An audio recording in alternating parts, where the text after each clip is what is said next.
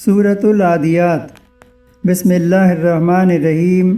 والعادیات ضبحا فالموریات قدحا فالمغیرات صبحا فأثرن به نقعا فوسطن به جمعا۔ قسم ہے ان گھوڑوں کی جو فنکاریں مارتے ہوئے دوڑتے ہیں۔ گھوڑے اپنے مالک کے بڑے وفادار جانور ہیں۔ بے زبان ہونے کے باوجود وہ اپنے مالک کی باتیں سمجھتے ہیں، پھر اپنی ٹاپوں سے چنگاریاں جھاڑتے ہیں، یعنی پتھروں پر بھی دوڑے چلے جاتے ہیں۔ پھر صبح سویرے چھاپا مارنے کے لیے اتنا تیز دوڑتے ہیں کہ گرد و غبار چھا جاتا ہے۔ پھر دشمن کے مجمع میں جا گھستے ہیں جیسا کہ ان کے مالک کا حکم ہوتا ہے۔ لیکن انسان اپنے مالک کے ساتھ کیا کر رہا ہے؟ ان الانسان لربہ لکنود۔ حقیقت یہ ہے کہ انسان اپنے مالک کا بڑا ناشکرا ہے۔ وہ اپنے مالک کا ایسا وفادار نہیں۔ کیا ہم فجر کی نماز کے لیے صبح سویرے اٹھتے ہیں یا پھر سوتے رہتے ہیں؟ کیا ہم اللہ کے احکام پورے کرنے کے لیے، نمازوں کے لیے، نیک کاموں کے لیے دوڑ دھوپ کرتے ہیں یا پھر سستی سے بیٹھے رہتے ہیں؟ پھر یہ کہ ذرا سی کوئی اونچ نیچ ہو، کوئی مشکل آ جائے تو ہم نمازیں قائم رکھ پاتے ہیں یا پھر نمازیں ترک کر دیتے ہیں۔ اللہ تعالیٰ نے جو مخلوق انسان کے لیے بنائی وہ تو اس کی خدمت میں جی جان سے لگی ہوئی ہے، لیکن انسان اپنے رب کی عبادت میں، اپنے رب کی اطاعت میں انتہا درجے کا سست ہے۔ اللہ کی ناشکری کے ایک معنی یہ بھی ہیں کہ جب اللہ تعالیٰ نعمتوں کو روک لیتا ہے یا نعمتیں چھین لیتا ہے تو انسان شکووں کا انبار لگا دیتا ہے، اور جب اللہ تعالیٰ نعمتیں عطا کرتا ہے تو ان نعمتوں پر اللہ کا شکر ادا نہیں کرتا، اظہار نہیں کرتا، احساس نہیں کرتا۔ پھر یہ کہ ان نعمتوں میں اوروں کو شامل نہیں کرتا، خود غرض ہو جاتا ہے، اور یہ خود غرضی بھی اللہ کی نعمتوں کی ناشکری ہے۔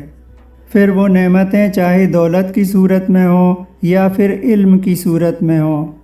وَإِنَّهُ عَلَىٰ ذَلِكَ لَشَهِيدٌ، اور وہ خود بھی جانتا ہے کہ وہ ایسا کر رہا ہے، اور اس کی وجہ کیا ہے؟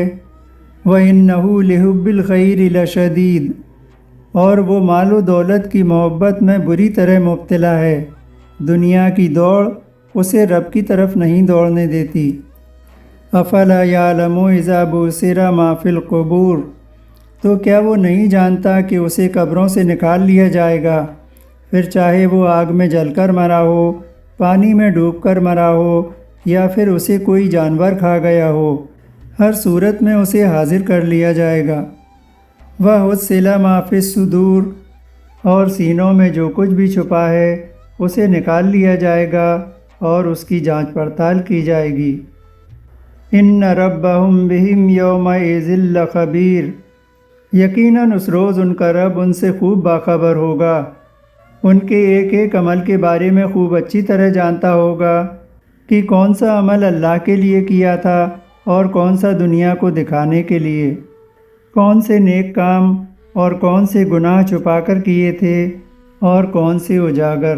یعنی اس روز ان کا رب خوب اچھی طرح جانتا ہوگا کہ کون سزا کا مستحق ہے اور کون جزا کا۔ اگر انسان غور کرے تو وہ دیکھے گا کہ اللہ کے حکم سے پوری کائنات انسان کو نفع پہنچانے میں لگی ہے، اور انسان کو اللہ تعالیٰ نے اتنی صلاحیتوں، اتنی نعمتوں سے نوازا ہے کہ اگر وہ ان کا شکر ادا کرنا چاہے تو سجدے سے سر نہ اٹھائے۔ اللہ تعالیٰ نے جہاں انسان کو اتنی نعمتوں سے نوازا ہے تو اگر وہ ناشکری کرے تو اللہ کو اس پر غصہ بھی بڑا ہے، اور وہ غصہ جہنم کی صورت میں نمودار ہوگا اور نافرمانوں کو اس میں ڈال دیا جائے گا۔ یقیناً خوش نصیب ہیں وہ لوگ جو اللہ کی فرما برداری میں زندگی گزارتے ہیں، ایمان کی حفاظت کرتے ہیں، حرام سے بچتے ہیں، نماز، روزہ، زکوٰۃ اور حج ادا کرتے ہیں، اللہ کی رضا کی خاطر نیک کام کرتے ہیں اور حقوق العباد پورے کرتے ہیں، یعنی لوگوں کے حق ادا کرتے ہیں، ان کے ساتھ حسن سلوک کرتے ہیں۔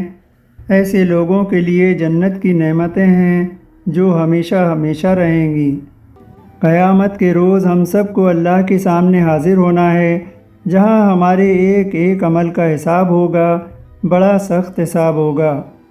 اللہ تعالی ہم سب کو نیک عمل کی توفیق عطا فرمائے اور ہم سب کے حساب و کتاب میں آسانی فرمائے، آمین یا رب العالمین۔